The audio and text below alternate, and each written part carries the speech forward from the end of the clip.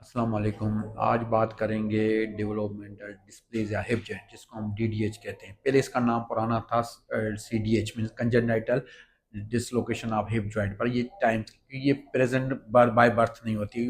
बच्चों के पट्टे थोड़े से नरम होते हैं, उसमें ये इसको डायग्नोस करना मुश्किल हो जाता है। जो डिस्प्ले जो डीडीएच है उसके जो वजूहत हैं वो मुख्तलफ हैं। दो किस्म के होते हैं, कि इडियोपैथिक होता है, एक न्यूरोजेनिक होता है। जो न्यूरोजेनिक होता है उसके साथ सिंड्रोमेटिक होते हैं, सीपी चाइल्ड हो गया या कोई दूसरे कोई सिंड्रोम होगा। अब जो हमारे पास कॉमन आता है वो इडियोपैथिक होता है। उसमें क्या होता है कि जो पहले इनिशियल जो 3 महीने होते हैं उसमें जोड़ निकला होता है, उसकी इनस्टेबिलिटी होती है, नरम पट्टे होने की वजह से वो निकल जाता है फिर अपनी जगह पे। उसके लिए फिर क्लिनिकली हम दो टेस्ट करते हैं, उसको कहते हैं बालो टेस्ट और दूसरा टेस्ट होता है। और इसके बाद हम मोस्ट इंपॉर्टेंट ये बर्थ हिस्ट्री। बर्थ हिस्ट्री हमने लाजमी लेनी है कि ये प्री नेटल है, नेटल है, पोस्ट नेटल है। उसके बाद हमारे पास अक्सर पेशेंट आते हैं तो उसकी स्क्रीनिंग की जाती है, फिर उसके बाद टेस्ट्री प्रॉपर ली जाती है। उसके बाद ये बालो टेस्ट किया जाता है क्लिनिकली। उसके बाद इसको हमने, अगर 3 महीने का बच्चा है तो उसमें एक्सरे करवानी चाहिए। अगर उसे बिल्कुल छोटा है तो उसमें हम अल्ट्रासाउंड कराते हैं, क्योंकि 3 महीने तक वो डेवलप नेक नहीं होती है तो एक्सरे पे कुछ नजर नहीं आता है। सिर्फ हमें इसलिए अल्ट्रासाउंड चाहिए, वो भी प्रॉपर पीडियाट्रिक अल्ट्रासाउंड हो जो बंदा इसको डायग्नोस कर सके।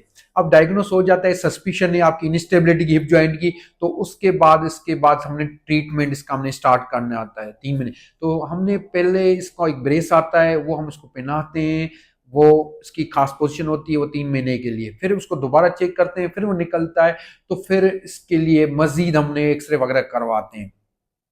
कुछ ऐसे बच्चे होते हैं जो हमारे पास प्रेजेंट ही 1 साल के बाद 2 साल के बाद करते हैं, वो ऑलरेडी जोड़ निकला होता है। अब सारा इंटरनेशनल प्रोटोकॉल ये होता है कि इस जोड़ निकला होता है तो उसका हमने पहले पहले हमने टेस्ट करवाते हैं बच्चे को वॉकिंग एज में, तो उसको हमने चलाते हैं। अब चलाते हैं तो यूनिलेटरल होगा तो उसका एक उसकी जो पाउस्चर है वो चेंज हो जाता है। अब कौन सा गेट होता है, उसमें दो किस्म के गेट होते हैं। एक होता है डक टाइप, जो बायलेटरल होता है, इस तरह बच्चा चलता है, डक टाइप चलता है। और दूसरा होता है यूनिलेटरल, उसको टंडन में लंगड़ा के एक साइड ऊपर नीचे करेगा कि वो निकला होता है। और फिर हमने इसकी गेट के बाद उसका एग्जामिनेशन करते हैं, तो एक टाइम जो एक साइड से निकली होती है वो छोटी होती है।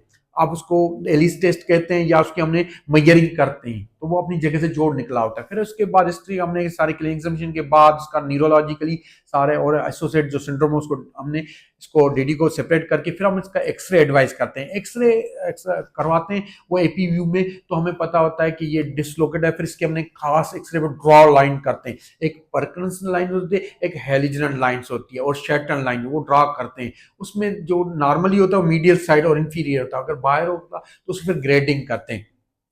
अब जो ट्रीटमेंट है वो एज वाइज होता है। जो एज वाइज ट्रीटमेंट होता है, जो पहले जो 1 से 6 माह होते हैं तो उसमें हमने ब्रेस या हमने रखना है, ब्रेस में रखना है। अगर जो 6 माह से 1 साल तक होता है तो अगर पेशेंट वॉकिंग एज में आए तो फिर हमने क्लोज टेनाटमी करके हिप स्पाइका लगा सकते हैं, क्लोज रिडक्शन हो जाती है। अब 2 साल के बाद वॉकिंग एज होता है, उसमें काफी सॉफ्ट टिश्यू चेंजेस आ जाती हैं। फिर भी उसमें सिर्फ सॉफ्ट टिश्यू प्रोसीजर करते हैं, ओपो रिडक्शन करके इसको अपनी जगह पे जोड़ को बिठाते हैं और उसके बाद हिप स्पाइका 3 महीने के लिए लगाते हैं। फिर सीटी स्कैन करवाते हैं, सीटी स्कैन फॉलो करके अपनी जगह पे जोड़ निकला तो नहीं दोबारा।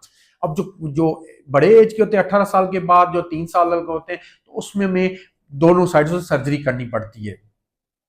पेलिस पे भी करनी पड़ती है और फीमर पे भी करनी होती है। तो इसको अपनी जोड़ पर बिठाते हैं, जो स्टार्टिंग करके अपने फिर उसको एपिस्पाई का फिर फॉलो, वही सीटी स्कैन उसके बाद में फॉलो करते हैं। अब 5 साल से जो ऊपर आते हैं तो वो पेशेंट उसकी फिर कंप्लीट सर्जरियां हो जाती हैं। उसके लिए मुख्तलिफ सर्जरियां हिप पे भी होती है, पेलिस पे भी होती हैं। तो जितनी पेशेंट एज होती है उस हिसाब से उसकी सर्जरी हम प्लान करते हैं।